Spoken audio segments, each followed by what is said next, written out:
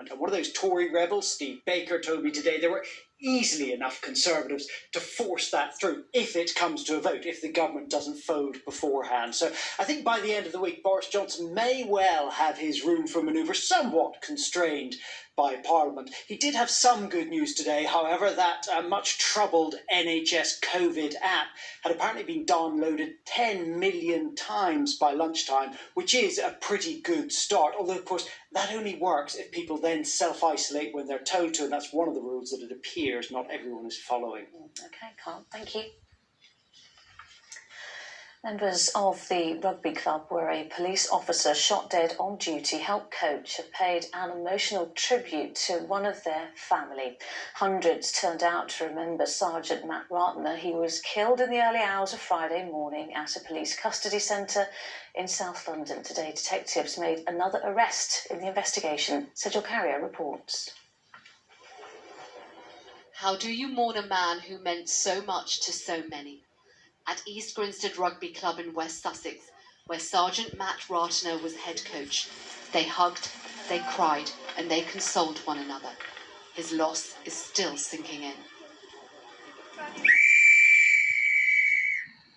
Players of all ages, coaches and club officials had come to pay their respects to a man they regarded as a member of their rugby family, laying down his club jacket before falling silent in his memory.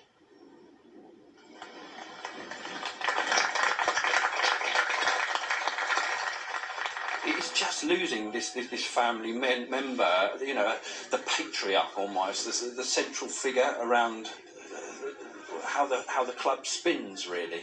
But nothing will replace him with his big sub-suit walking up and down the touchline, that's for sure. The tributes came as commemorations took place across the UK for fallen officers. In London, the Commissioner of the Metropolitan Police laid a wreath alongside the Home Secretary and the Mayor of London. Sgt Ratner among those remembered. Matt was an extraordinary person, a real larger-than-life character. He had a wonderful personality and he was very good at his job, and he's going to be sorely, sorely missed.